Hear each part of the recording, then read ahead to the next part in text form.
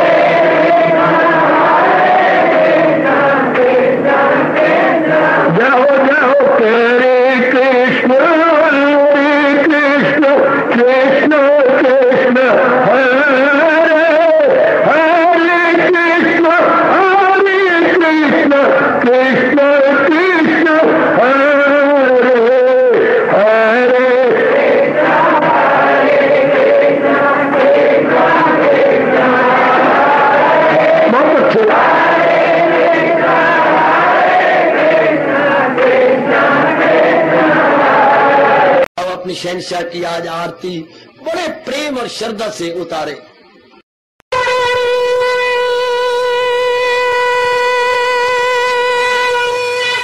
ओम जय जगदीश जय हरे स्वामी जय दीना लात हरे भगत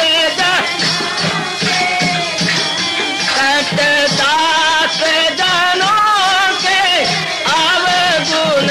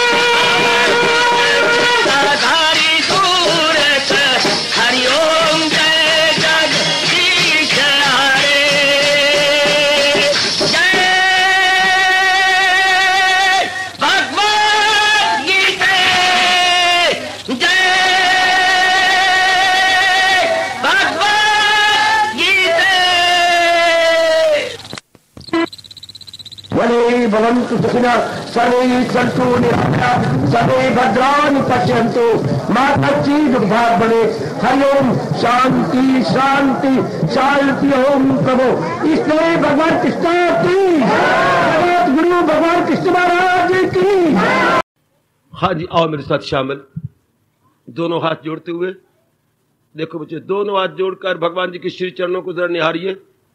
ओम नमो भगवते वासुदेव प्रभु। ओम नमो भगवते वासुदेव प्रभु। ओम नमो भगवते वासुदेवाय।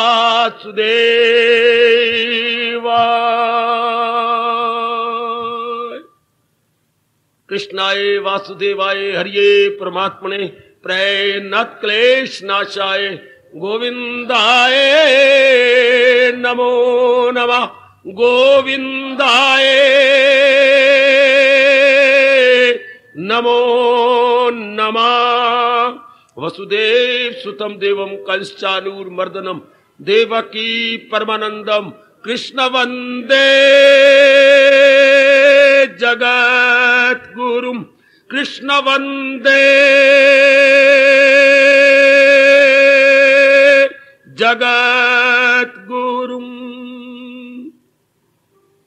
श्री कृष्ण शरणौ मम। श्री कृष्ण शरणौ मम।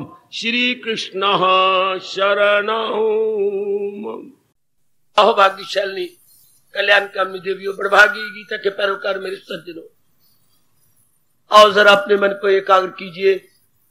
एकाग्र मन अपनी पावन आरती के भावों में जोड़ दीजिएगा। ये सुनते और विचार करते हुए हम लोग आ गए थे,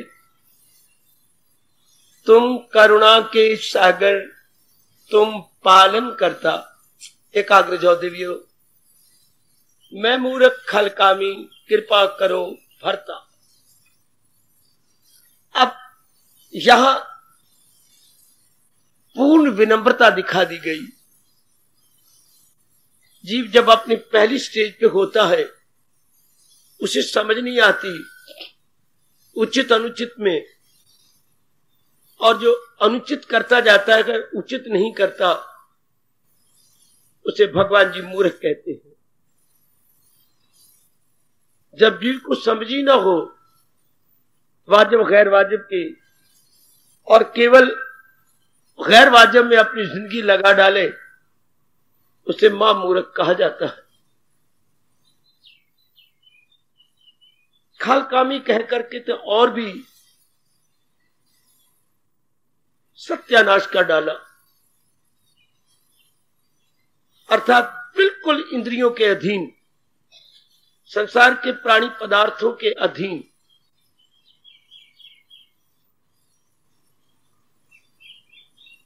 ऐसे जीवों को शोभा देता है भगवान से ये कहना, कृपा करो भरता। ऐ मेरे मालिक, मेरे पर कृपा करो। पर आप पे लागू नहीं होता। अब आपकी मानसिक अवस्था इससे बहुत अच्छी हो चुकी है। उचित को आप जान चुकेंगे और करते जा रहे हैं, अनुचित को आप अपने अंतःकरण से निकालने में लगे हुए हैं। आपको अब जिज्ञासु कहा जाएगा। कोई भी देवी देवता या मेरे भगवान जी आपको मूर्ख नहीं कहेंगे, वो भी अगर प्रकट हो जाए तो आपको जिज्ञासु कहेंगे। जिनके मन में तड़प है कल्याण की, सत्यता के जानने की, जिज्ञासु के बड़े गंभीर अर्थ होते हैं।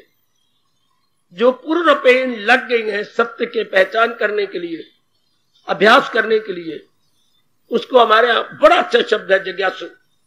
सीकर, अंग्रेजी में बोलेंगे सीकर, ढूंढने के पीछे सीक वर्ब नॉन बनाइए, सीकर SEEKER। अंग्रेजी में और कोई शब्द नहीं। या अगर मैं बड़ा जोर मारूं तो स्पिरिचुअल एस्पायरेंट, स्पिरिचुअल एस्पायरेंट, उससे कहीं शब्द ये अच्छा है, सीकर। उनके मन में जुस्तजू है भगवान की, उसी में उन्हें अपने आप को जुटा रखा है, लगा रखा है, तड़प है भगवान की। मैंने कहा जिज्ञासु के मन में असलियत के पहचान की तड़प होती है, क्योंकि उसने निर्णय करके देखा है कि कोई भी वस्तु टिकने वाली नहीं, तो टिकने वाली क्या है, वास्तविकता क्या है, इसको जिज्ञासु कहते। वास्तविकता की पहचान करने में जुट गया है जो, तो आपको जिज्ञासु का, आप जिज्ञासु कैटेगरी में आएंगे, आपको जिज्ञासु कहा जाएगा। और आप जुट भी गए हैं, बस इतनी कृपा आप अपने पर कर लेना, क्या कि जो समझ आ गई है इसको अपनाते जाना, कि ये अपनाने योग्य जो मुझे पहले नहीं अपनाया, और ये छोड़ने योग्य पर पहले इसको अपनाता रहा, अब नहीं। इतनी कृपा करना कृपानाथ, इतनी कृपा करना मेरे देवियों। मैं फिर बार बार कह रहा हूं, आपको अपने कल्याण का वास्ता समझ आ गई कि ये तो मैंने पहले करना था, अब फौरन कर लो। और ये तो मैंने मन में बसाने ही नहीं थी नेगेटिव क्वालिटीज, नकारात्मक वृत्तियां, बस इसको मैंने निकाल देना है। ये बड़ी जबरदस्त बाधा है, अब नहीं रखनी, अब नहीं पालनी, फिर ये जन्म तो कल्याण नहीं होगा। जो समझ आ चुकी है फिर भी आप उन्हें पकड़े हुए, फिर कल्याण नहीं होगा। बड़ी जल्दी उनका त्याग कर, चाहे कितनी कुर्बानी करनी पड़े, चाहे कितना में कष्ट भी उठाना पड़े, त्याजी को त्याग दीजिए कि ये रखने योग्य नहीं है। काम है, क्रोध है, मोह है, लोभ है, अहंकार है, निंदा है, मत्सर है, ये आपका राग द्वेष है, ये तो फौरन से पेशतर बाहर। सांप और बिच्छू समझ करके अगर जल्दी जल्दी कल्याण कर जाना, सांप और बिच्छू सूक्ष्म शरीर को तो नहीं, स्थूल को बर्बाद कर देता है, और ये गंदी वृत्तियां सूक्ष्म शरीर का नाश कर देती है। समझना सांप और बिच्छू की तरह है। हमारे अनुभवियों ने कहा, विषयान विश्वात्याज्य, इंद्रियों के जितने विषय इनको जहर समझ करके छोड़ दे, अगर जल्दी कल्याण करना है। जैसे आप में जिज्ञासा कि मैं जल्दी अपना कल्याण कर जाऊं, तो इनको जहर की तरह समझकर इनसे किनारा कर लेना चाहिए, फिर इनका चिंतन ही ना हो। वाह, ये है हमारे गीता के कृष्ण कहते हैं, फिर चिंतन ना हो, ये दुखदाई है और पता नहीं था, बस अब नहीं चिंतन होगा, फिर आप मूर्ख नहीं, फिर जिज्ञासु बन गए। अब मेरे प्रभु मेरे देवी आपको जिज्ञासु कहेंगे। खलकामी तो गए बीते इंसान जो दुराचारी अत्याचारी होते, अब आपको खलकामी नहीं कहा जाएगा, आपको वैरागी कहा जाएगा। वाह, खल की जगह अब आपको वैरागी, क्योंकि जिज्ञासु में वैराग छा जाएगा। क्या मतलब, संसार के प्राणी पदार्थों से उपराम हो जाएगा। खल क्या होते हैं, इनके अंदर गलतान, इन्हीं में लगे हुए, इन्हीं में जुटे हुए, और वहां लगा कामी, आपको क्या कहा जाएगा, श्रद्धालु। श्रद्धा है आपके मन के अंदर, उनको श्रद्धा संसार में होती, इसलिए कामना करते हैं संसार के प्राणी पदार्थ। तो बात क्या बन गई, अवस्था क्या बन गई आपकी, मैं जिज्ञासु जी, वैरागी और क्या, श्रद्धालु। ये है आप सबकी अवस्था। मैं जिज्ञासु, वैरागी, श्रद्धालु। वैरागी श्रद्धालु, ये सारों का आपस में मिलना जरूरी है, आपस में एक होना बड़ा जरूरी है। मैं जिज्ञासु, गुड, वैरागी, गुड, श्रद्धालु। आगे आप क्या कह रहे हैं, कृपा करो भरता। भगवान जी कृपा हमारे पर बड़ी हो रही है, बड़ी हमारे पर हो रही है, बड़ी वर्णन नहीं हो सकता। इस लाइन को बनाए रखो तो बड़ी अच्छी बात है। कृपा करो भरता, हे मेरे प्रभु मेरे पर कृपा करो, मैं जिज्ञासु हूं, वैरागी हूं, श्रद्धालु हूं, कृपा करो भरता। ऐ मेरे स्वामी, स्वामी कहते हुए, भरता कहते हुए ये कहना है कि अंतर्यामी। भगवान सर्वव्यापी है, ये तो बुद्धि में रख ले। अनुभव करने के लिए जैसे हम जिज्ञासु हैं तो अंतर्यामी समझते रहे। आहा, उन्हें जैसे कोई कहे सेठ घनश्याम दास, तो वो सेठ बाजार के लिए है, पर आपके पति देव है, आपके घर के पति है। हाँ, सेठ जी हैं तो बाजार के लिए, मंडी के लिए। इस तरह भगवान जी सर्वव्यापी हैं तो सृष्टि के लिए, हमारे लिए अंतर्यामी। फौरन इस बात को पकड़ लीजिएगा, फौरन इस बात को ले लीजिएगा। प्रभु मैं जिज्ञासु हूं, मैं वैरागी हूं, मैं श्रद्धालु हूं, मेरे पर कृपा करो। आप कृपा किस रूप में कि मैं और खोज करूं, श्रद्धा और बढ़ाऊं, वैराग और बढ़ जाए, आपके योग्य हो जाओ। भगवती मैं आपके योग्य हो जाऊं। योग्य होने का मतलब क्या होता है? आपके संसार का चिंतन ना हो, मन सूक्ष्म और निर्मल हो जाए, ये जीव योग्य हो गया भगवान के। फिर क्लियर करना हो कि मैं भगवान के योग क्या, तो दूसरे अध्याय का 31वां श्लोक, मैं भगवान के योग्य बनाऊं या नहीं। गीता में ये एक ही श्लोक बड़े कमाल का, जे अपने आप को देखने का। दूसरे अध्याय का 31वां श्लोक। इसके बाद भगवान ने कहा गए यही गए मकामे वसाने को, जो इंसान करे खाए, संसार की सब प्रकार की कामनाएं उससे निकल जाती है। हवस का न हो जिसके दिल में फतूर, सूक्ष्म इच्छाएं उसमें नहीं रहती, अहम पना भी नहीं रहता, अहंकार भी नहीं रहता है, उसमें खुदियो न हो मेरे तेर, ममता हमेशा के लिए चली जाती है। हाँ, अब उसके अंदर एकाग्रता है और मन भरा हुआ है आनंद से, बिल्कुल एकाग्र, आनंद ही आनंद हो रहा है भगवान के। यही दीदार की अवस्था। इस श्लोक को पढ़ लिया करो और अपने पे लागू करना। मेरे पे लागू हो रहा है, क्योंकि ये बता रहा है कि हम वी आर क्वालिफाइड और not, we are fit for not. अभी हमारा मन महाराज जी के योग्य हुआ कि नहीं, मैं अपने प्रभु के योग्य हुआ हूं या नहीं। शाबाश। जहां भी कमी हो अपने भगवान से प्रार्थना कर दी, प्रभु जी अपने योग्य बनाओ। जुटा हुआ हूं आपकी कृपा से, पर मैं आंतरिक रूप में चाहता हूं कि मैं आपके योग्य बन जाऊं। अति सुंदर, अति सुंदर मेरी देवियों, मेरे सज्जनों। अब मैं ये ना चाहूंगा कि आप ये लागू हो, मैं मूर्ख खलकामी। अब कोई भी मूर्ख होता तो यहां ना आता। खलकामी तो आप बिल्कुल भी नहीं रहे, वरना कभी भी दिल खलकामी हमेशा सिनेमा हॉल बैठी होती है। खलकामी हमेशा आपको और जगह चक्कर काटते हुए दिखाई देंगे। आप इस कैटेगरी में नहीं है। भगवान की कृपा के कारण से तो हम आए भी हैं, उनकी बड़ी कृपा है। कल हमने ये भी जान लिया था, कृपा 3 प्रकार की होती है, ईश्वर कृपा, गुरु कृपा और आत्म कृपा। कमी है तो हमारी आत्म कृपा में, क्या हम जो समझते हैं कि ये उचित है उसे हमने पूरा नहीं किया अभी, और अनुचित को अभी रखे हुए हैं। ये हमारी सख्त भूल है। अनुचित को हमारे अंदर स्पर्श भी नहीं होना चाहिए। आत्म कृपा करो अपने मन को समझते हुए। भगवान तो बड़ी कृपा कर रहे हैं, बड़ी कृपा कर रहे हैं भगवान जी। आत्म कृपा मतलब होता है दिन प्रतिदिन संसार का चिंतन बंद हो जाए।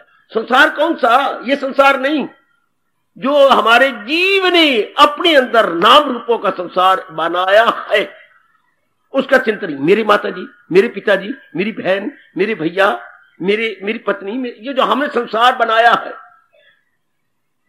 ये सृष्टि नहीं, जीव सृष्टि। हाय हाय, परमात्मा का संसार नहीं, जीव का संसार जो जीव ने बनाया है, उससे हमने उसका चिंतन बंद हो जाए तो जो जीव इन्हीं में उलझा हुआ है वह भगवान में समा जाएगा। कितनी क्लियर बात है, कितनी गजब की बात है। हम कहती हैं फलाना कारागार में है, जेल में है। जेल तो बहुत लंबी चौड़ी है, ध्यान देना, दृष्टांत देखना था सामने। जेल तो बड़ी लंबी चौड़ी है, सेंट्रल जेल है, जिसमें सैकड़ों कैदी उलझे हुए हैं। तो क्या अब मैं कैद से छूट गया, क्या मतलब? बहुत बड़ी सेंट्रल जेल के एक विशेष कमरे से मेरी रिहाई हो गई। विशेष कमरों की सलाखों को दरवाजा खोलकर मुझे छोड़ दिया गया। मैं एक विशेष कमरे में था, विशेष चीजों में था। इस तरह इंसान की अपनी कारागार उसके अपने बनाई हुई मोर तोड़ की उससे निकल गया। संसार तो भगवान को बहुत बड़ी, सेंट्रल जेल तो बहुत बड़ी है, लेकिन सेंट्रल जेल के एक विशेष कमरे में आप थे। कारागार के एक विशेष था, उसके अंदर एक विशेष कक्ष, उससे आप स्वतंत्र हो गए। इसलिए जीव ने जो खुद अपना कक्ष बनाया है उससे निकल गया। भगवान की कृपा से, आत्म कृपा से वो निकल गया। उसके बाद चिंतन ही नहीं होता, फिर आपका मन बड़ा शांत रहेगा और प्रभु का चिंतन जारी रहेगा कि केवल यही सत्य। अति सुंदर। इस पे कुछ और कहना तो मैं तैयार शब्द बदल दिए मैंने, मैं मूर्ख खल कामी जगह बदलाया मैंने आपको कहा मैं जिज्ञासु वैरागी श्रद्धालु, इस अवस्था में हमारा पहुंचे हैं। मैं जिज्ञासु वैरागी श्रद्धालु, कृपा करो भरता, आपकी ये अवस्था। मैं जिज्ञासु वैरागी श्रद्धालु, कृपा करो भरता। अब इसमें भगवान बड़े खुश होंगे। यू कहना कि मैं जो खाने मूर्ख खल कामी, तो भगवान नाराज होंगे। हम नलायक नहीं बने, अब आगे निकले हैं, अब जरा आगे निकले। इसके बाद मन की अवस्था जब कृपा भगवान की हो, यहां पर एक सवाल और उठता है, कैसे जाना जाए कि भगवान की मेरे पर बड़ी कृपा हो रही है? कृपा तो हो रही है, पर यह कैसे जाना कि भगवान की बड़ी कृपा हो रही है? व्यास जी ने ये बात भी क्लियर कर दी। आपका मन इधर लगे, ये तो कृपा होगी भगवान की, पर भगवान की बड़ी कृपा हो रही है, ये कैसे जाना जाए? क्योंकि इसमें कहा जा रहा है आरती में, कृपा करो भरता। हम रोज कहेंगे, सवेरे कहेंगे, शाम कहेंगे, तो जो चीज लगातार आती है तो वो ढेर लग जाता है। तो बड़ी कृपा कब मानी जाती है, ये मुझे क्लियर कर देना चाहिए। हम कैसे माने कि मेरे पर भगवान की बड़ी कृपा हो रही है? आप इधर लग गए तो कृपा हो गई, आपका मन संसार से उब गया, कृपा हो गई, आपको गीता जी की समझ आने लगी, कृपा हो गई। पर बड़ी कृपा कब मानी जाती है? किसी की बुद्धि काम करती हो तो, किसी की बुद्धि ज्यादा खुल गई है तो बताइए ना जरा, भगवान की बड़ी कृपा हो गई। भगवान की बड़ी कृपा सुनिए आप, टाइम मेरे पास थोड़ा ना। जब जो कोई भी धार्मिक क्रिया आप कर रहे हो, उसमें अगर दिव्य रस शुरू हो गया तो ये बड़ी कृपा। कोई भी धार्मिक क्रिया जो आप कर रहे हो, सत्संग में आपको रस आए, जाप में आपको रस आए, प्रातः काल जब भगवान जी को हाजिर आपको रस आए, दिव्य रस कह रहा हूं, रस आए, गीता जी पढ़े तो आपको रस आए, अंतर्मुखी हो तो आपको रस आए, तब समझिए भगवान की बड़ी कृपा, कंप्लीट या फुल ग्रेस ऑफ ऑलमाइटी। अच्छा,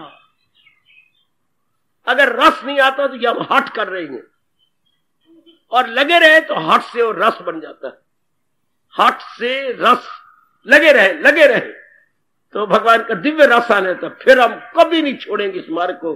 अगर दिव्य रस आ, क्योंकि रस भगवान का स्वरूप है, आनंद भगवान का स्वरूप है, प्रेम भगवान का स्वरूप है। जैसे सूर्य नहीं निकलता, पहले सूरज की लालिमा छा जाती है, लालिमा से सूर्य देवता जी उदय होते हैं। इस तरह पहले भगवान नहीं आते, भगवान का दिव्य रस आता है, दिव्य आनंद आता है, दिव्य मस्ती आती है, उसमें से भगवान जी प्रकट हो जाती है। वाह, पहले खितज पे लालिमा, लालिमा से अरुण उदय, लालिमा से अरुण से बोलते अरुण उदय, उपयुक्त शब्द है अरुण उदय। अच्छा, आहा, तो हमारे शास्त्र कहते हैं जो उन लड़कों के नाम, लड़कियों के नाम अरुण रखना चाहिए जो सूर्य चढ़ते समय उत्पन्न हो। सूरज चढ़ गया है और बच्चा पैदा हुआ अरुण, उसका नाम अरुण रखा जाएगा। आहा, लड़की हो या लड़का, अरुण, बड़ा प्यारा नाम, कितना सुंदर है, ताकि वो सूर्य की तरह चारों ओर लालिमा फैलाए, सूर्य की तरह चमके और धमके। तो उस लालिमा से अरुण उदय हो गया। शाबाश, अति सुंदर। इसी तरह जब आपको इन बातों में रस आ रहा हो तो समझिए कि मेरे भगवान की मेरे पर और भी कृपा हो गई, और भी दया हो गई, ज्यादा दया हो गई। अब आप ये आपको गिरने नहीं देंगी, हटने नहीं देगी, आपका हौसला बढ़ाती रहेगी, आपका उत्साह और भी बढ़ेगा। ये भगवान की बड़ी कृपा। और आत्म कृपा, जब संसार का चिंतन खत्म हो जाए तो आप अपने पर कंप्लीट कृपा कर चुके हैं। अगर संसार का चिंतन खत्म हो गया, ये जीव की अपने पर कंप्लीट कृपा कि संसार का चिंतन, संसार में तो जो अपना संसार हमने बनाया था खत्म। अब खत्म तो फिर क्या होगा, फिर अवस्था क्या बनेगी, सदा मेरा पाए हम उसे ध्यान। अब केवल मन प्रभु में लगा रहे, यही हमारे प्रभु चाहते हैं, यही मालिक। इसलिए हमें कहना पड़ेगा जब तक वो अवस्था नहीं बनती, कृपा करो भरता, कृपा करो हे मेरे स्वामी, इतनी कृपा करो कि मेरा मन पूर्ण पेन आप में लग जाए। क्योंकि मैं अब क्या हो गया हूं, मैं जिज्ञासु हूं, मैं वैरागी हूं और मैं श्रद्धालु हूं। अब मेरे पर कृपा होनी चाहिए प्राणनाथ। अगर आप समझते हैं कि मैं बकवास नहीं कर रहा और मैं सच्चाई से काम लग रहा हूं, मैं जिज्ञासु वैरागी श्रद्धालु, कृपा करो, फिर तो मेरे पर कृपा करो, फिर तो मेरे पे दया करो मेरे प्रभु। मैं श्रद्धालु हूं, पूरी रूपेण श्रद्धा आप पे है और मैंने कहीं श्रद्धा नहीं की। पहले श्रद्धा मेरी जगह जगह बटी हुई थी, अब तो केवल आप में श्रद्धा जम गई है। और फिर मैं वैरागी हूं, अर्थात संसार से मेरा मन उपराम हो गया। जिन कामनाओं वासनाओं रूपों के लिए मैं मरता था, अब नहीं, अब मेरा मन उससे टूट गया। और जिज्ञासु हूं, तब तक जिज्ञासा मेरे मन में रहेगी जब तक आप में तल्लीन नहीं हो जाऊंगा, जब तक आप में एक मेक नहीं हो जाऊंगा। दिन में एक बार तो आपको जरूर कह लेना चाहिए, मुझ में समाजा इस तरह तन प्राण का जो तौर है, जरा लिखना। और एक दिन में या सवेरे पता काल जब भगवान जी को हाजिर देते जरूर बोला करो, हे मेरे प्रभु, हे मेरे इष्ट देव, मुझ में समाजा इस तरह तन प्राण का जो तौर, जैसे तन और प्राण का एक में एक हुए पड़े हैं, तन प्राण का जो तौर है जिसमें न फिर कोई कह सके मैं और हूं तू और जिज्ञासु। प्रभु मेरे में इस तरह एक में एक हो जाओ, मुझे ऐसा तरीका बताओ कि मैं एक में एक आपके साथ हो जाऊं, जिसमें न फिर कोई कह सके मैं और हूं तू और। आप ये कह लिया करो, जिज्ञासु को ये जरूर कह जाना चाहिए, चरणों पे अर्पित है इसको चाहो तो स्वीकार करो, प्रभु ये तो वस्तु तुम्हारी ही गए, ठुकरा दो या प्यार करो। ये तो मैं तो आप ही का हूं, मेरी दाती में तो आप ही का हूं मेरे प्रभु, मर्जी आपकी ठुकरा दो, मर्जी आपकी स्वीकार कर लो, पर सदा मैं हूं अब आपके, मैं आप ही की हूं, आप ही का हूं मेरे प्रभु। ये जिज्ञासुओं के उद्गार होते हैं, ये जिज्ञासुओं के अनमोल बोल होते हैं, क्योंकि वो अपने आप को अपने इष्टदेव जी में एक में करना चाहते हैं। मेरे सजनों, ओ मेरी कल्याण कामनी देवियों, परमात्मा करे हम ऐसे ही बड़े जिज्ञासु वैरागी। वैरागी वो होती हैं जिनके संसार के प्राणी पदार्थों से मन हट गया, वासनाओं से कामनाओं से मन हट गया, अब उनका मन आवारा गर्दी नहीं करता। संसार में जिनका मन आवारा गर्दी नहीं करता उनको हम वैरागी कहते हैं। याद रखना, नई कामनाएं इच्छाएं नहीं होती, उनको हम वैरागी कहते हैं। वैसे भगवान जी ने वैराग की परिभाषा बहुत अच्छे ढंग से कही है, जो आप भूलेंगे नहीं। सुनी बात से भी करे इतराज, रहे अनसुनी से भी तो बेनिया वैरागी। जो संसार संबंधी बातें सुनी थी अब उस भूल गए, नहीं सुनने का शौक ना हो, संसार संबंधी पुरानी बातें भूल जाए, नहीं सुनने का शौक ना हो, वैरागी। इन्हें हम कहेंगे वैरागी या निर्मोही। आप इसे निर्मोही भी कह सकते हैं। वैरागी जरा अच्छा है, वो वैरागी हो जाती है, बिल्कुल वैरागी। उनका मन भगवान में केंद्रीभूत हो गया, उनका मन अपने इष्टदेव जी में आ गया। और श्रद्धालु, उनका मन बटा हुआ था अनेकों में, अब उनको पता लग गया कि मेरी जो मुराद, मेरी जो कामना केवल केवल, 3 बार बोला करो, केवल केवल केवल भगवान से पूरी होनी है। जिनकी ये भावना बन गई उसको, उनको श्रद्धालु कहते हैं। केवल केवल केवल शारीरिक रूप से भावना भगवान जी से, मानसिक रूप में भावना भगवान जी से, बौद्धिक रूप में भावना भगवान जी से। इनके लिए हमारी भाषा में शब्द है श्रद्धालु। वो बड़े श्रद्धालु हैं, अर्थात उन्हें भगवान पर अब पूरा विश्वास हो चुका है। अब वो महाराज जी से जरा बार भी टस से मस नहीं होंगे। कृपा करो खता, इतनी समझ आप आ गई? आगे चलो। इस पर कुछ इंक्वायरी करना चाहे, कुछ शब्द मैंने बदल दिए तो जरूर आप फरमाइएगा। आपकी अवस्था के अनुसार मैंने शब्द बदले गए, थोड़ी सी आपकी 2-4 शब्द बदल दिए। जब ये था कि मैं मूर्ख, आपको नहीं कहा जाएगा क्योंकि आप उचित कर रही हैं, अनुचित छोड़ चुके हैं। खल, बिल्कुल गैर बीते इंसान जिनमें गंदी वृत्तियां भरी पड़ी हो, काम क्रोध लोभ मोह, उनको खल कहा जाता है। खल आपको नहीं, खल रावण को कहा गया था, खल दुर्योधन को कहा जाता है। कुट कुट के भरी पड़ी गंदी वृत्तियां अब नहीं, इसलिए आपको वैरागी कहा गया। आगे कामी, संसार के प्राणी पदार्थों में आप रचे पचे हो, प्रपंची हो, तब उन्हें कामी कहती है। अब आपकी वो अवस्था नहीं, इसलिए आपको श्रद्धालु कहा गया। श्रद्धा के प्रताप से अब आपका मन भगवान जी में लग गया है। आगे फिर वही रखा, कृपा करो भरता, हमारे पर हम योग्य हैं कृपा के, प्रभु हमारे पर कृपा करो, हमारे पर दया करो। चलो आगे, तुम हो एक अगोचर सबके प्राण पति।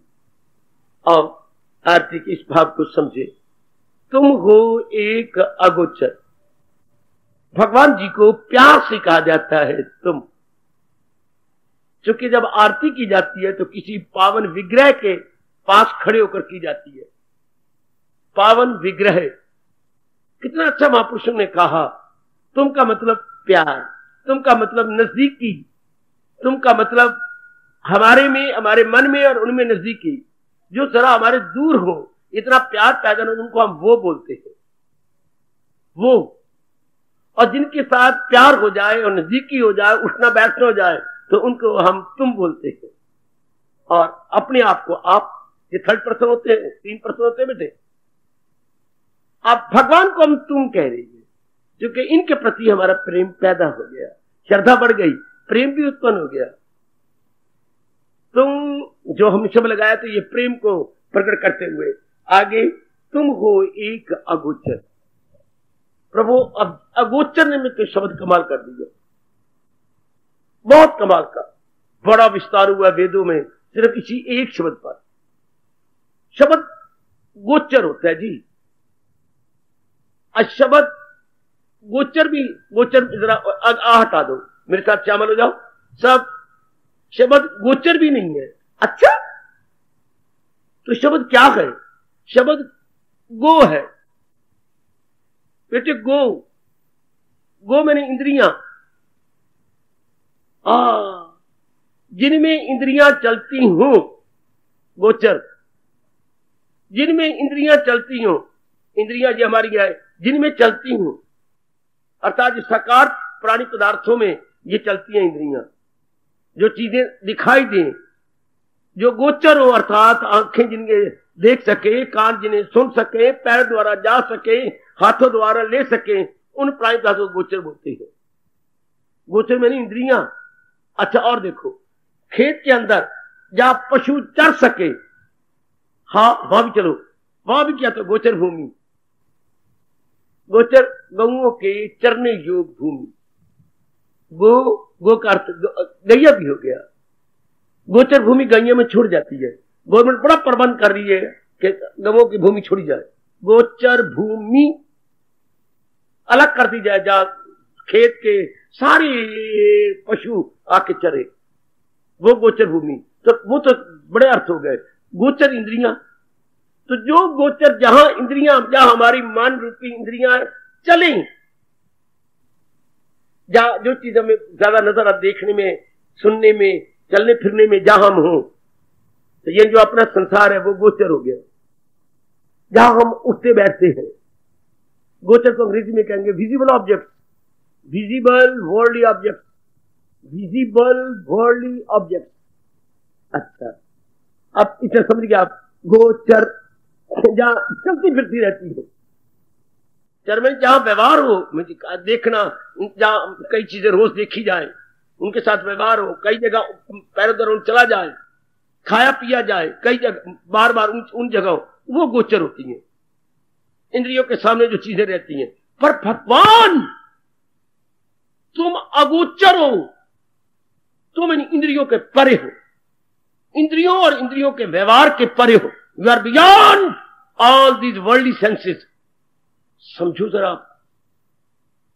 आप इस वर्ल्डली सेंसेस से परे हैं। आ लगा दिया गया, इनविजिबल। हाँ, you are not the object of senses, you are not the object of eyes, ears, hands. आप इससे परे हो, beyond, beyond all these senses, beyond my mind, beyond my intellect as well. भगवान, आप इन सबसे परे हैं। तुम हो एक अगोचर, आप तो अगोचर हो। इंद्रियां तो गोचर में धक्के खाती रहती है, जो नजर आती रहती है इन्हीं की चाहती है, ये चीज बहुत अच्छी है, बड़ी प्यारी है, बड़ी सुख देगी, इस तरह इनको ले लेके धोखा खाती है। पर मेरे प्रभु तुम हो एक अगोचर, तुम ही एक अगोचर इन सबसे परे हो। तो जिज्ञासु को पता लग गया कि अगर मुझे यथार्थ रूप में भगवान का अनुभव करना है तो मुझे इन प्राणी पदार्थों से परे जाना होगा, मुझे इन इंद्रियों से परे, मन से परे। एक ही शब्द ने गजब डा दिया, ये आपका हो गया मुख्य धर्म। जो दो अनुभव मुझे मैं क्या देखूंगा, जो परे है। ओ मेरी कल्याणकामी देवियों, जो परे गए, किसकी शक्ति से श्वास जा रहा है। इसलिए हम आखिर में देखते क्या मेरी मां मर गई, जिसको हमने जमीन पर लटा रखा है, तो बेस्ट तरीका देखने का है, रुई लीजिए, रुई लेके उसको और बारीक बारीक करिए, बारीक सी रुई आपके हाथ में आ जाएगी। इसको नाक पर रखिए, अगर हिलती है तो प्राण है, अगर रुई जरा भी हिल गई तो प्राण है, अगर रुई नहीं हिली तो मार दी गए। उसमें उत्तम तरीका देखने का है। जिनको ये देखनी, नाड़ी देखनी ना आए, जिनको ठंडा गर्म देखने ना आए, आंखों की पुतलियां देखनी ना आए, थोड़े से रुई रख दिया तो देखेंगे रुई में कोई हरकत नहीं। तो जो प्राण अपान में आना था अब खत्म। रुई को बारीक कर दो, मोटी रुई रखनी, रुई के में से निकालते गए, आखिर में थोड़ी सी बारीक रुई रह जाएगी, वो जरा नाक पर रख दीजिए। तो तुम मेरे प्रभु क्या हो, प्राण अपान के चलाने वाले हो, सबके प्राणपति। अब यूं तो न कह दे तुम सबकी जान प्राण हो, प्राण प्रति कह दो इजिकल टू जो है तुम सबकी जिंदगी हो, सबकी जान प्राण हो।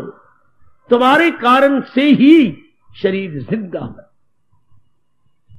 You are the main cause of my life, you are the main cause of my, मेरे जीवन की जो मुख्य कारण वो आप ही तो हो।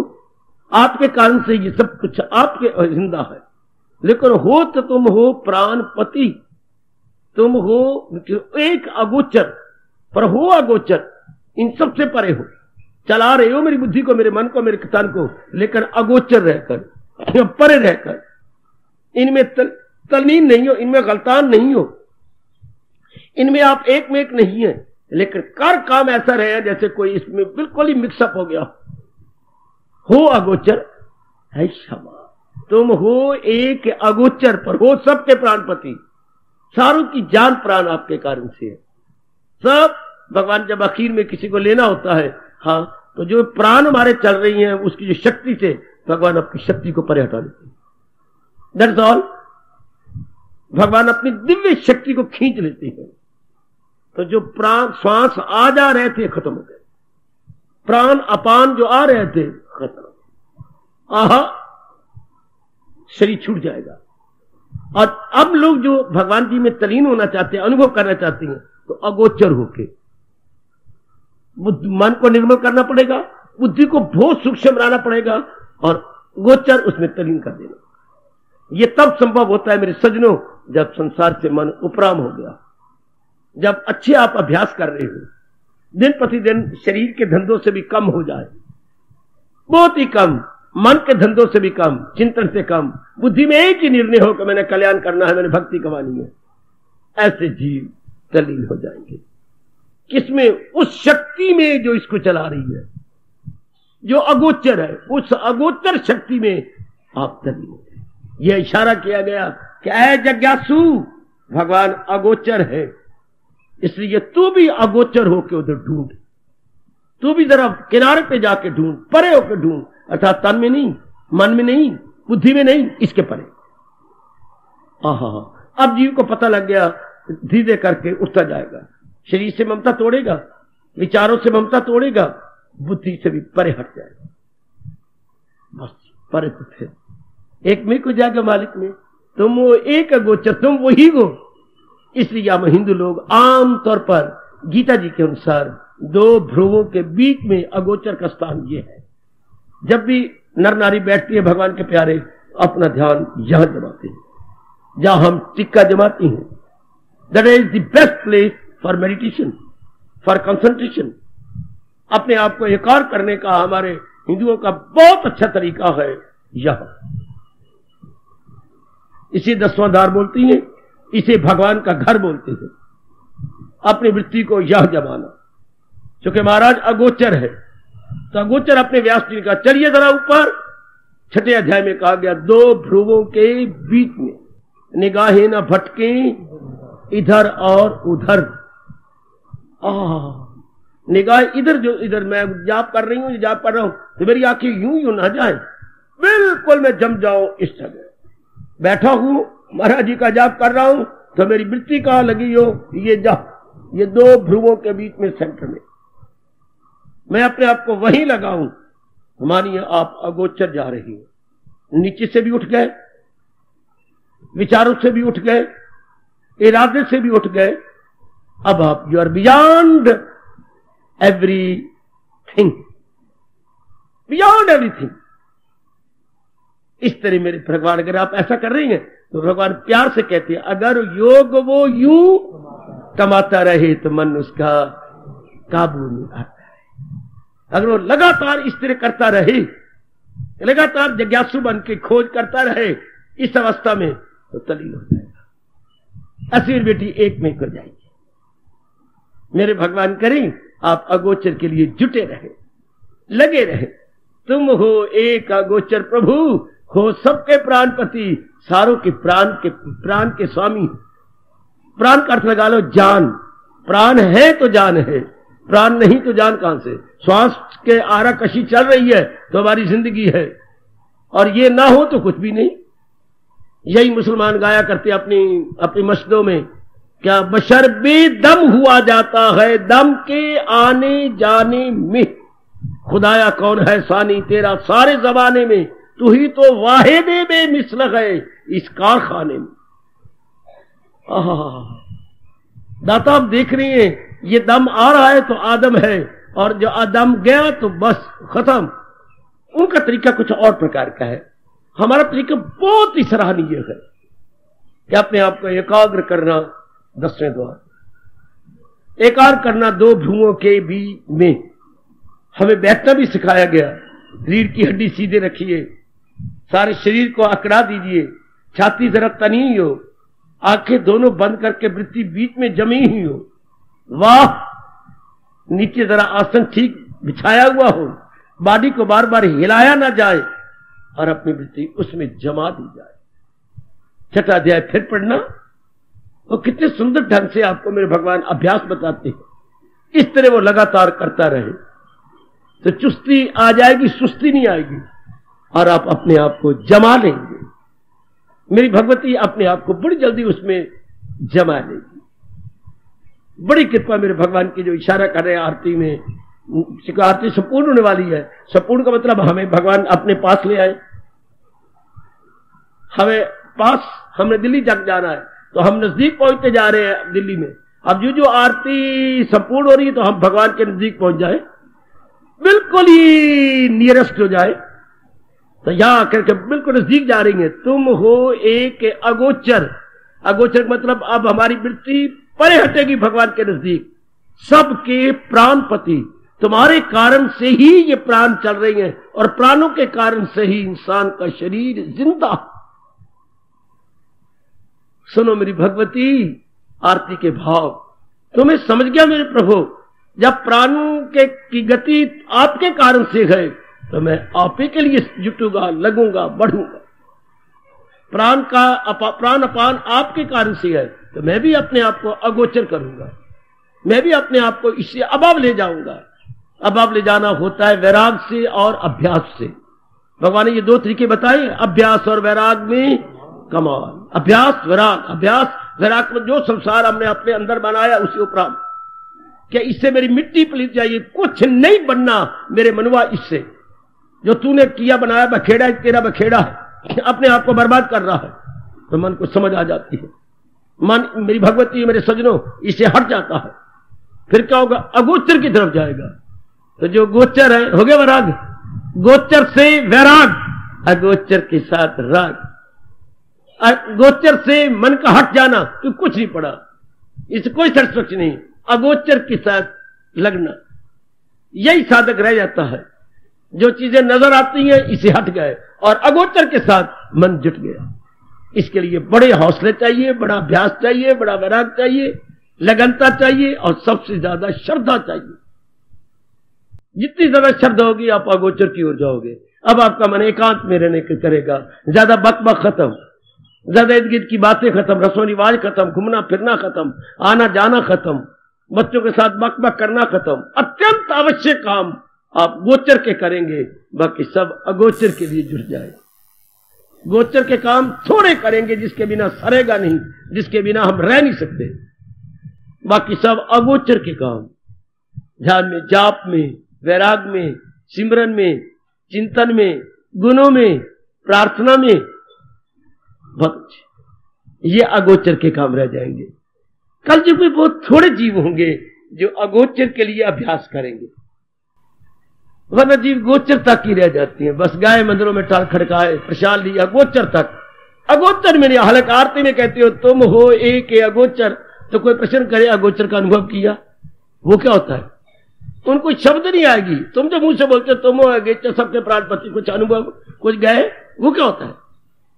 उनको पता ही नहीं कि अगोचर के लिए अभ्यास होता है। जब भगवान अगोचर है तो मैं अपने आप को जुटाऊं, लगाऊं उनके लिए, और अपनी बुद्धि और मन को उनके नजदीक पहुंचाऊं, और अभ्यास करूं, और जाप करूं, और इनसे उपराम हो जाऊं, इनसे अपने आप को खींच लूं, देन इट्स पॉसिबल तो उनके पास पहुंचूं। तुम हो एक अगोचर। कौन अगोचर है? जो प्राणों को चला रहे हैं, जिसके कारण से हमारे प्राणों की आराकशी हो रही है। आहा, जो खुद अपने श्रीमुख से कह रहे हैं, दरूं और बरूं दम में आता हूं मैं, ये चारों ग़िज़ाएं पचाता हूं मैं। चार प्रकार की जो हम भोजन लेते हैं, ये सारे उन्हीं की प्रताप से, उन्हीं के पास सारा पचता है, और ये श्वास जो आ रहे दिन भर में उन्हीं के पास से।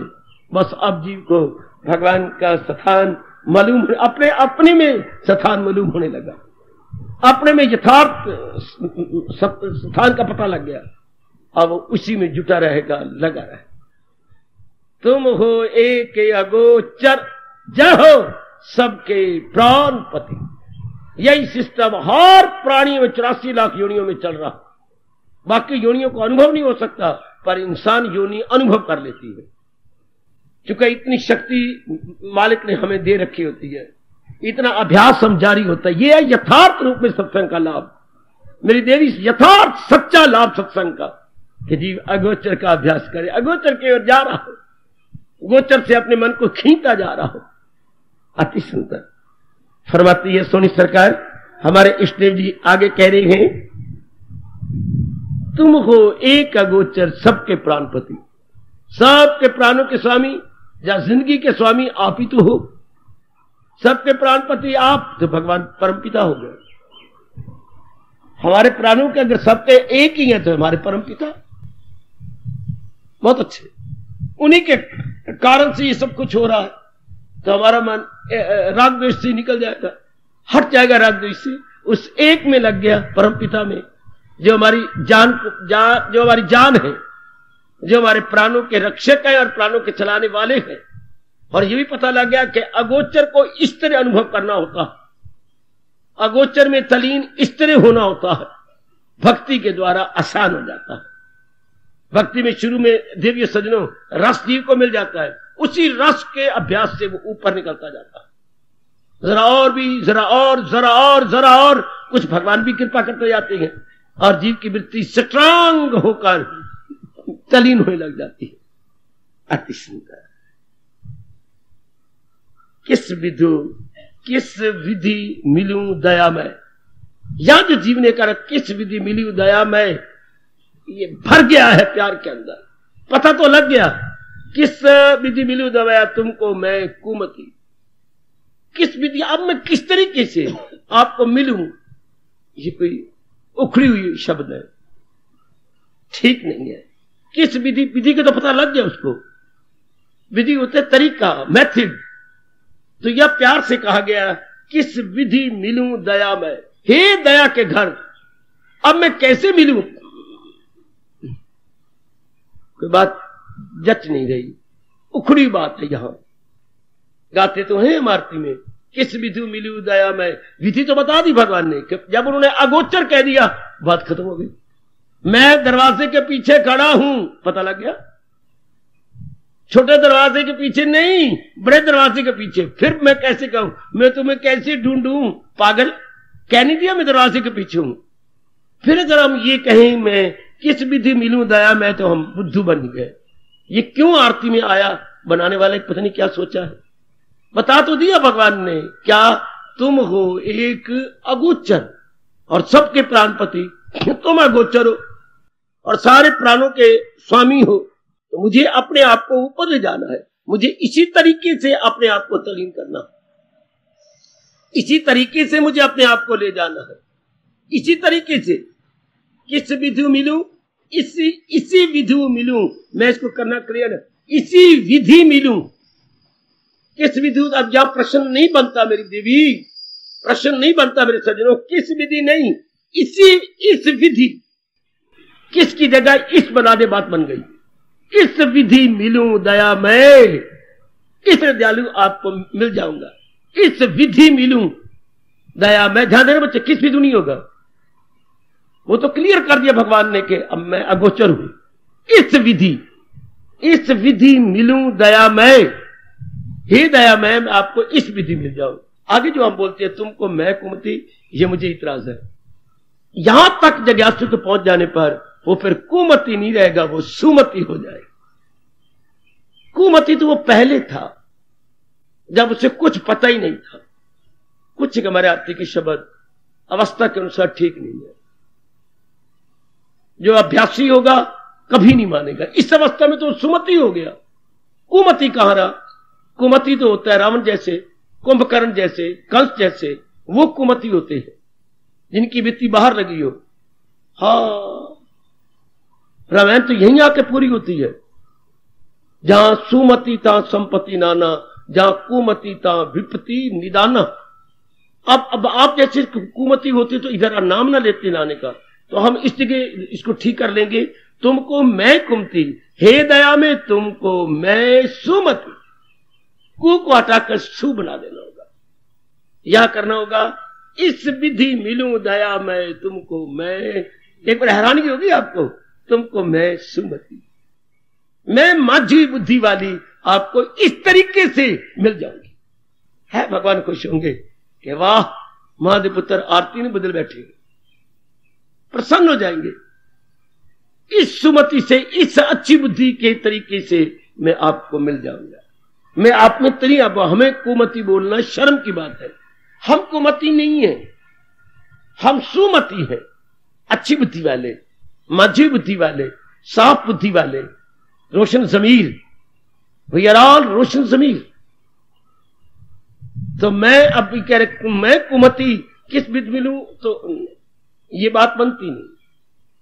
आप लोगों के लिए जो इतनी अवस्था बना चुके हैं, तो ये पुकारेंगे अपने भगवान को कि इस विधि मिलूं दया मैं। आपने गोचर, तो ये जो विधि आपने बता दी, मैं जाओ भजन सिमरन सत्संग द्वारा इस तरह अपनी तन मन बुद्धि से परे हट के तलीन हो जाऊंगा। मैं सुमति, कि मैं अब मेरी सुमति है, अब मेरी अच्छी बुद्धि ने मुझे इस तरीके से बता दिया।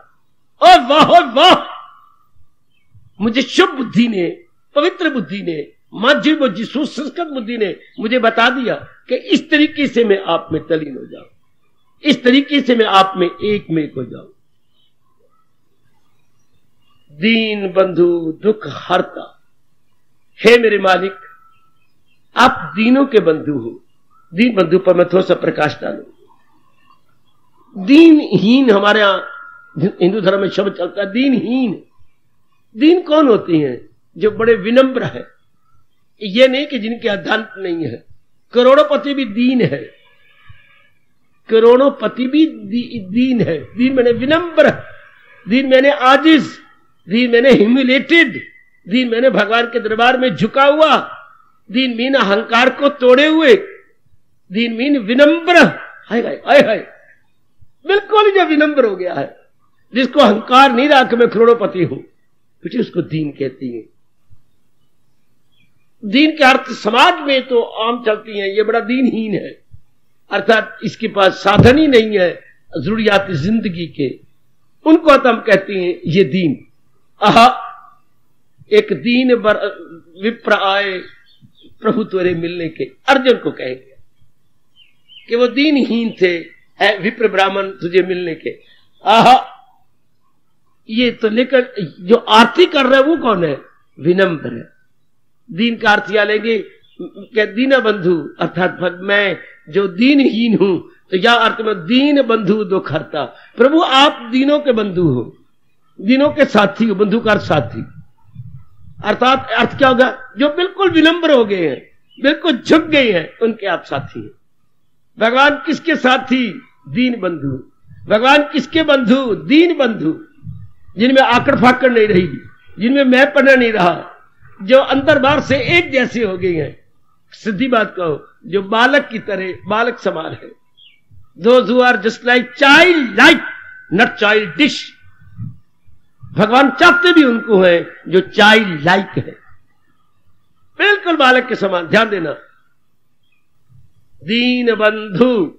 प्रभु आप दीन बंधु हो। अब हमें अपने आप को देखना होगा, मैं विनम्र हो जाऊं, मैं झुक जाऊं। स्वामी जी भी कहा करते थे, आम के वृक्ष को जिस टहनी का आम पकता जा रहा है वो झुकती जाती है, उसमें रस और पड़ता जा रहा है और भी झुक जाएगी। तो जिसके अंदर जाप भजन सिमरन से रस बढ़ता जा रहा है तो वो झुकते जाती है और भी झुक जाएंगे वो नर नारी।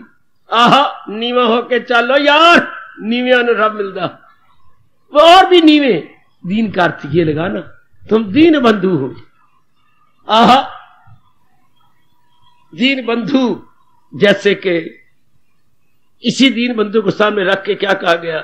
दुर्योधन के मेवा त्यागे साग विदुर घर खायो, इजिकल टू दीन बंधु। दुर्योधन के मेवा त्यागे, दीन बंधु कैसे साबित करें? साग विदुर घर खायो, उसके 36 प्रकार के पकवान फेंक दिए, नहीं मुझे तुम्हारे यहां भोजन नहीं करना। साग विदुर घर खायो, सबसे ऊंची प्रेम सगाई। भारत का बच्चा बच्चा जानता है, श्रद्धालु बच्चे जानते ही हैं कि भगवान विदुर के घर तो बिना बुलाए गए, बुलाया भी नहीं था, और इन्होंने इतना प्रबंध कर रखा था, लेकिन नहीं। साग विदुर घर गए, उधर वो अहंकारी था, मान वाला था। कितना सुंदर दृष्टांत है। क्या जी?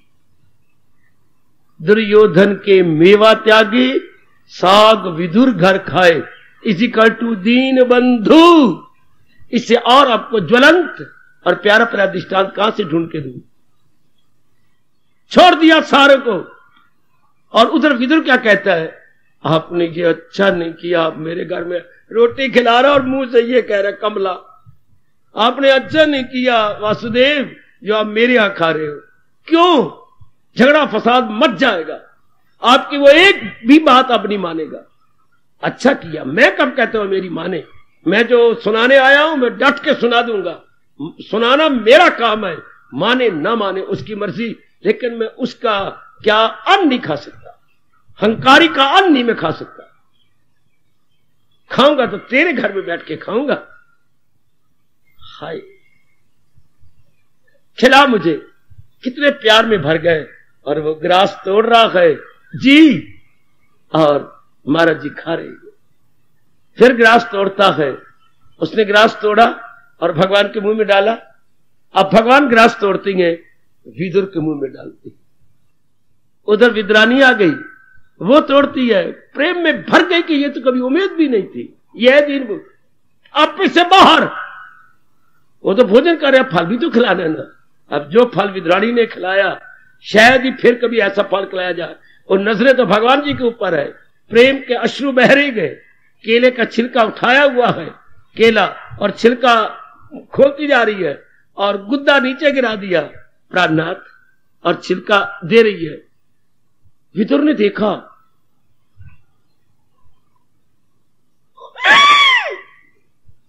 पता ही नहीं, प्रभु क्या यही तो है, मैंने तो यही खाना है। बेकार नहीं, जो रस इसमें आएगा वो तेरे गुद्दे में नहीं आएगा। और वो पानी पानी, और ये मैंने क्या कर दिया?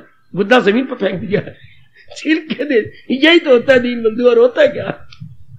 जब अपनी शुद्ध बुद्धि न रहे, अपने आप को जीव गुम कर दे, इसी को तो प्रेम, क्या प्रेम इसी को कहती हैं। हाँ, यही प्रेम है। गुम, बिल्कुल ही गुम। आप से इतना प्यार बढ़ जाए, बिल्कुल। आजकल की कहती हैं तुम पास रहो या दूर रहो, नजरों में समाये रहते हो। इतना तो बता दे कोई हमें, ये क्या प्यार इसी को कहती हैं। जी हाँ। और इधर देखिए, हाँ, मैं खिला रही हूं महाराज जी को भोजन और गुदा नीचे गिरा करके फल खिलाई जा रही हूं, क्या प्यार इसी को कहती हैं। हाँ, प्यार इसी को कहते हैं। छिलके खाओ भगवान जी, उसको पता है मैं छिलका खिला रही हूं, उसे पता है मैं तो भोजन करा रही हूं, लेकिन शुद्ध बुद्ध भी तो हो। यह दीन बंधु हमारे यहां अपने लिटरेचर में उत्तम दृष्टांत आता है इन्हीं का, विदुर जी का और विद्रानी का उत्तम दृष्टांत। तुम दीन बंधु हो, जो विनम्र है उन्हें क्या है। नंबर 2 पर अगर दृष्टांत लेना हो तो फिर भीलनी का। किसी ऋषि के आश्रम में नहीं गए, भीलनी के जूठे बेर खाने स्वीकार किए, क्योंकि दीन हीन थी। उसको हम हीन भी कह सकते हैं। ये हीन नहीं, ये तो प्रधानमंत्री थे। विदुर जी तो प्रधानमंत्री हैं, वो हीन भी है। और उधर फिर जूठे बेर है। उसके बाद कौन सी मशीन लगी है जो बताए कि ये जूठा या ये खरा, ये मीठा और ये जो है कड़वा, वो तो अपने मुंह से ही करती आ रही है। ये एक दूसरा दृष्टांत बहुत कमाल, बहुत ही कमाल का। जबकि भगवान ने अपने मुख से कह दिया, मैया अपनी मां ने भी मुझे इतना खिलाने में रस नहीं दिया जितना तेरे बेरों के खाने में रस है। फिर बाद में जाके कहा, अगर साकार रूप में जन्म लेने का, अगर मुझे खाने में रस आया तो 2 ही जगह आया, या विद्रानी का और या भीलनी का। यह हमारे लिए एक दृष्टांत बना के चले गए, जो कि इतना दृष्टांत भी कह गए कि मुझे तो रस आया तो इन 2 में रस आया, ना इतना यशोदा जी क्या रस आया और ना इतना अपनी दूसरी मां का रस आया जितना रस के मुझे इन्होंने, क्योंकि आपकी से बाहर हो गई थी, बिल्कुल ही आपकी से बाहर, अगोचर थी। उनको हम कहेंगे अगोचर, अगोचर होके भोजन करवा रही है। इसलिए प्रभु की आरती कर रहे हैं हम। दीन बंधु, हाँ आप दीन बंधु हो, हाँ दुख हरता। प्रभु आप दुखों के हरने वाले हैं, दुख हरता। थोड़ा सा समझिए हम भाव को। दुख किसे कहती है, बस ये समझना, और मेरे जैसे लिए समझाना बड़ा मुश्किल है। दुख की परिभाषा क्या है, सीधी बात, दुख की परिभाषा कोई सार्वभौमिक नहीं दी जा सकती।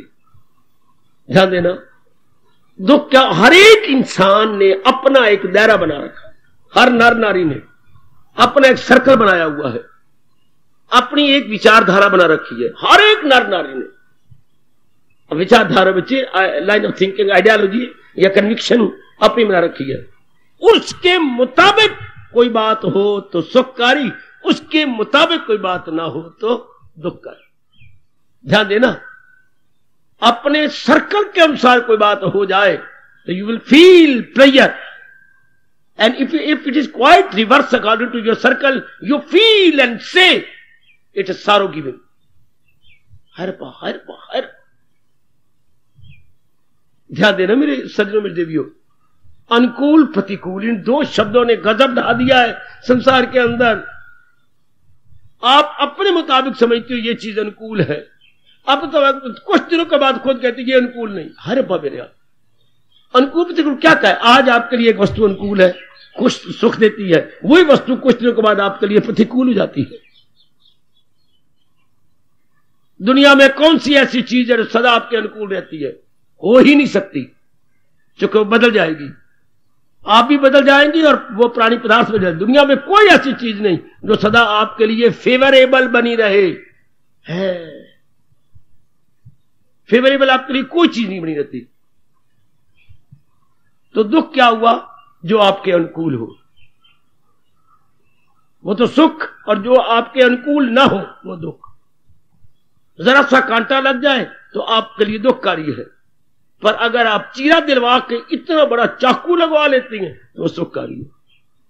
ये क्या बात देखिए, क्योंकि वो आपने नोइंगली डलवाया, इसमें गंध है, गंदा खून जम गया है और पी कर आपकी हड्डियों को खा जाएगी। इसलिए वो अपने खुशी से नोइंगली, डेलिबरेटली आप चीरा दिलवा रही हैं सुखकारी, पर अगर अनोइंगली एक कांटा भी गया तो आपने चीख मारी, अरे मां क्या हुआ, मेरी चप्पल में से कांटा अंदर चला गया। आप प्रिपेयर नहीं थी कि मेरा कांटा अंदर जाए, लेकिन उधर चीरा दिलवाने में यूर नहीं चाहता वो घट जाए तो वो दुखकारी होती है। आपने मन में रखना, आप बैठी हैं या आप बैठे हैं, जरा भगवान न करे सिगरेट पीने वाला आ जाए, आप सारे उठ खड़े होंगे, क्योंकि वो आपके उलट है और सिगरेट पीने वाला बाहर निकल करके बैठ के पिएगा, उसके लिए सुखकारी है। अब भगवान के तुम दुख हरता, भगवान जी का तुम दुखों के हरने वाले हो, इसके बड़े अर्थ निकाल दे, बड़े भाव इसमें हुए हैं। पहला भाव तो ये है कि प्रभु मैं बाप का बन चुका हूं और जिज्ञासु बन गया हूं, और जिज्ञासु बन के पूर्णपेन आप अगोचर हैं, अगोचर खुद को बना के मैं ढूंढना चाहता हूं, अनुभव करना चाहता हूं। भगवान को ढूंढा नहीं जाता, अनुभव किया जाए, मैं आपको अनुभव कर रहा हूं। अब आपसे मेरी प्रार्थना है, हाँ आप दुखों के हरने वाले हैं, मेरे इस जिज्ञासुपने में और ढूंढवाई या आपको अनुभव करने में जो रुकावटें आए उनको आप दूर कर देना, क्योंकि आप दुख, पहला तो अर्थ यह है दुख हरता, कि इसमें मैं दुख महसूस करूंगा, मैं जुट रहा हूं, लग रहा हूं और पूरी एकाग्रता नहीं हो रही, या मेरा शरीर रोगी हो जाता है, या घर में कोई हालात बिगड़ जाते हो, प्रभु फिर आप दूर कर देना। जो साधना में बाधा बने, हाँ जिज्ञासु के लिए वही दुख है, जो साधना में बाधा बने, हे भगवती वो दुख है। आप सत्संग में आना चाहती है, कोई रोक लेता है, श्रीमान जी आ जाती हैं जो है बसों से, कह नहीं आप नहीं जाना, ये आपको दुख आए लगेगा, नहीं क्यों हो, ये प्रसंग तो मैं छोड़ नहीं सकती, मैंने तो जाना है, तो आप पहले कहेंगे हे दुख हरता प्रभु ऐसी ऐसी बाधाएं ना आए, ऐसी ऐसी कठिनाइयां ना आए, तो वो दूर करे। साधना में जो बाधा हो उसको हटाने का नाम भगवान समर्थ है। दुख हरता, दीन बंधु दुख हरता, प्रभु मैं तो बिल्कुल ही विनम्र हो गया हूं, अब मेरे मार्ग में कोई बाधा आएगी तो आप दुख हरता है, मेरे मार्ग में कोई बाधा आई तो आप दुख हरता। सब जाते हुए महापुरुष कहती हैं, पल्लेदार सेठों के पास अनाज मंडी में होते हैं, पल्लेदार लाखों में होते हैं, सेठ जी लाखों में होते हैं, और पल्लेदार तो क्या तली में आया गली में खाया, पल्लेदार तली में आया गली में खाया। एक दिन पल्लेदार की लड़की की शादी हो गई, दिन आ गया, ठीक रो पड़ा, कोठे पर बैठा, आवाज आई नीचे, दूसरे पल्लेदार ने कहा वो फलाना रो रहा है, वो तो मेरा बहुत पुराना पल्लेदार है। सेठ जी जिस भी अवस्था में थे ऊपर गए, प्यार किया, क्या बात, आपने आंतरिक अवस्था बताई, प्रभु शादी है लड़की की, और मैं तो तली में आया गली में खाए वाली बात है, जितना आप देते हैं आपके सामने आटा दाल ये सब लेके जाता तो पकता है तो हम खाते हैं, अब इसमें इतनी बरात, तो ये कहते मुझे बड़ी रोनी आ रही थी, तो बेइज्जती नहीं, ये सब प्रबंध मैं करूंगा, तू अब हौसला रख, मैं जो सेठ हूं, हाँ उस समय महापुरुष कहेंगे वो क्या होगा, दुख हरता। किसका, पल्लेदार का दुख हरता। जात कितना आटा चाहिए, ये ले जा, लो इधर ले जा, ये घी ले जा, इतना ये ले जा, दुख हरता। क्योंकि पल्लेदार सेठ का है, बाधा आ गई है, कैसी शादी करे, उसके पास तो कुछ है नहीं। हम भगवान के भक्त है, साधना में बाधा आ गई है, तो परमात्मा लाज आपका रखना है, हम तो आप दुख हरता, इसको दूर आपने करना है। जो भी कोई बाधा साधना में आए तो दुख हरता, अर्थ तो ये है। अब मूर्खों ने अर्थ और लगा लिए, हम तेरी आरती उतारती हैं, हाँ हमारे दुखों को दूर कर दे, असल तो अर्थ ये है, जिज्ञासु के अर्थ है, वो दुखों के कोई होरी बनाई बैठे, भगवान वो भी कर देती होंगे, हम बीमार हो गए पर जुड़ते नहीं उन पर अर्थ, क्योंकि उधर रखा हुआ है दीन बंधु, तुम दीनों के बंधु हो, जो विनम्र हो गए हैं, जो झुक गए हैं, जो आपके चरणों पे आ गई हैं, वो दीन बंधु हैं, जो आपके प्यारे गए। दुख हरता, आप उनके साधना में दुख हरने वाले हैं। फिर भगवान ने वचन भी दे रखा है, और क्या ना कोशिश हो इसमें कोई रायगा हो, रस्ते में उसकी रुकावट का, जरा भी जो यह धर्म आ जाएगा खौफ व खतर से बचा जाए। ओ मेरे दीन बंधु दुख हरता, दीन बंधु दुख हरता, दीन बंधु दुख हरता। जब भी कोई कठिनाई आ जाए तो कह दिया करो दोनों हाथ जोड़कर, आप दीन बंधु हैं मेरे प्रभु, या तो मेरी दीनता में कोई कमी है तो तब दुख आया, वरना आप तो दुख हरता है। मेरे में कोई कमी होगी मेरे प्राणनाथ, मेरे इष्टदेव, तो फिर भी तो दुख हरता आप ही, मेरी कमी को दूर करने वाले तो आप ही हैं। दीन बंधु दुख हरता। आगे आरती उतारते हम कहते हैं ठाकुर तुम मेरे, आहा ठाकुर का अर्थ मतलब इष्टदेव, तुम मेरे इष्टदेव हो। मैंने देख लो सिवाय आपके अपना सर कहीं नहीं झुकाया, सिवाय आपके कहीं श्रद्धा नहीं जमाई, सिवाय आपके अपने मन का विचार कहीं नहीं दिया। ठाकुर का अर्थ और कोई न लगाना, ठाकुर जी अर्थात इष्टदेव जी। ठाकुर और इष्टदेव पर्यायवाची शब्द है। ठाकुर जी या इष्टदेव जी पर्यायवाची शब्द। आहा ठोकर खा खा ठाकर लब्बा, अर्थात अपने इष्टदेव को बड़ी मुसीबतों के बाद मैंने प्राप्त किया। तो ठाकुर तुम मेरे ठाकुर हो, ठाकुर तुम मेरे, तुम ही तो मेरे एकमात्र इष्टदेव हो। हाँ, इसलिए दीन बंधु दुख हरता। तुम मेरे, अगर मैं दीन हूं तो आप मेरे बंधु हैं, दीन बंधु। और इस मार्ग में जो बाधाएं आएंगी जरूर दूर कर दोगे। दीन बंधु दुख हरता, तुम दीनों के बंधु हो और दुखों को हरने वाले हो, दुखों को हटा लेने वाले हो। आए दीन बंधु दुख हरता, ठाकुर तुम मेरे, तुम ही मेरे इष्टदेव हो। मैं आपके सिवा और कोई इष्टदेव नहीं जानता, केवल आपको ही अपना ठाकुर समझता हूं। केवल आप ही मेरे ठाकुर है, केवल आप ही मेरे इष्टदेव है। आहा हाय, जैसे सूरदास जी के ठाकुर, जैसे हमारे तुलसीदास जी के ठाकुर, और सबसे ज्यादा हमारे मीरा जी के ठाकुर, मीरा जी की ठाकुर। आहा आहा, ये अपने नरसिंह भगत जी के ठाकुर, वाह वाह, पूर्ण रूपेण उन्हीं को अपना बना लिया, पूर्ण रूपेण उन्हीं को ही।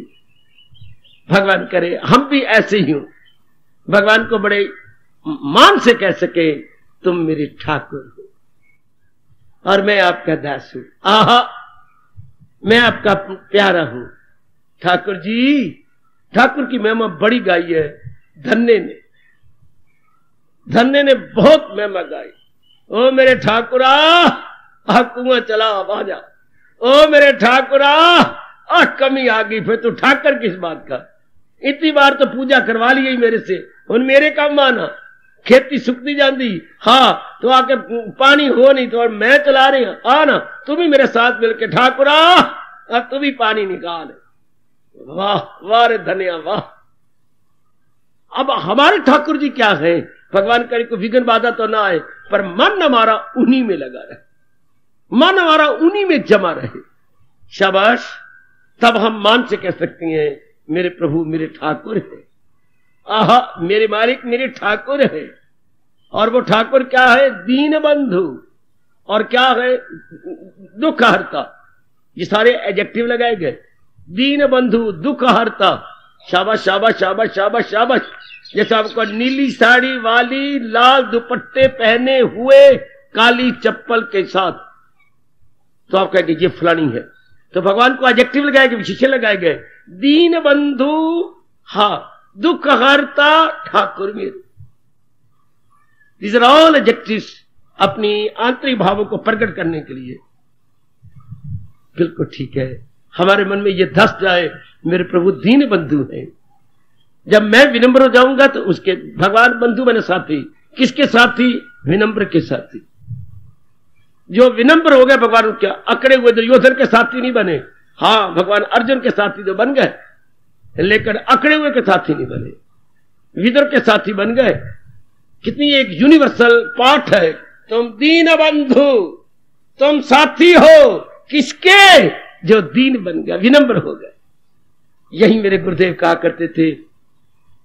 एक दृष्टांत सामने लो मेरे बच्चे, दीन बंधु कितना सुंदर कहा गया कि भगवान जब कोई विनम्र हो जाता है आप उसके साथी हैं और उसकी पूरी मदद करती हैं। जैसे रई दस्तों का रुतबा एले दस्तों से ज्यादा है, जो खाली मुखाली है, जिनके पल्ले कुछ भी नहीं, और सही 10 जोड़े लाखोंपति हैं, लेकिन जिनके पल्ले कुछ नहीं है, विनम्र, वो बाजी ले गए, लाखोंपतियों से बाजी ले गए। कैसा दृष्टांत दिया कमाल का। रई दस्तों का रुतबा एले दस्तों से ज्यादा गए। वो देखो सुराही सर झुका देती है जब पैमाना आता गए। जब खाली पैमाना आया, बड़ी सुराही ने उस विनम्र पैमाने को भर दिया। पैमाना प्याला बचे, विनम्र होके आया, मैं तेरे शरण आया हूं, तेरे पास सब कुछ है, मैं बिल्कुल खाली मुखाली हूं, क्या कुछ दोगी? जरूर। सुराही ने अपना सर झुका के उसको लबालब भर दिया। इस तरह विनम्र होकर जीवा सर्व समर्थ भगवान की शरण आता है, भगवान उसे मालो माल कर देते, जैसे हमारे सुदामा जी को कर दिया, मालो माल कर दिया। दीन बंधु, सुदामा को देख के हम कहेंगे दीन बंधु। प्रभु दीनों के बंधु हैं, जो विनम्र हो चुके हैं, झुक चुके हैं, हिमालय के बन चुके हैं अर्जुन की तरह। प्रभु उन्हीं के हैं दीन बंधु, दुख हरता, उनके सारे दुखों को हर लेते हैं। दीन बंधु दुख हरता ठाकुर तुम ही मेरे इष्ट देव हो। तुम दीनों के बंधु हो और तुम क्या हो? तुम दुख हरता हो। जब भी कोई ऐसा संकट आए तो भगवान को पुकारे करो, तुम दुख हरता हो मेरे प्रभु, और तुम मेरे इष्ट हो। मैं कहीं और धक्के खाऊंगा? कदापि नहीं। को नहीं जानत गए जग में प्रभु संकट मोचन नाम तिहारो। को नहीं जानत गए जग में प्रभु संकट मोचन नाम तिहारो। संकट मोचन तो आप ही का नाम है ना प्रभु। आहा, कितने बढ़िया भाव छिपे हुए हैं आरती के इन शब्दों में। समझते रहेंगे और आगे लेते रहेंगे। हार्दिक धन्यवाद, हार्दिक आशीर्वाद।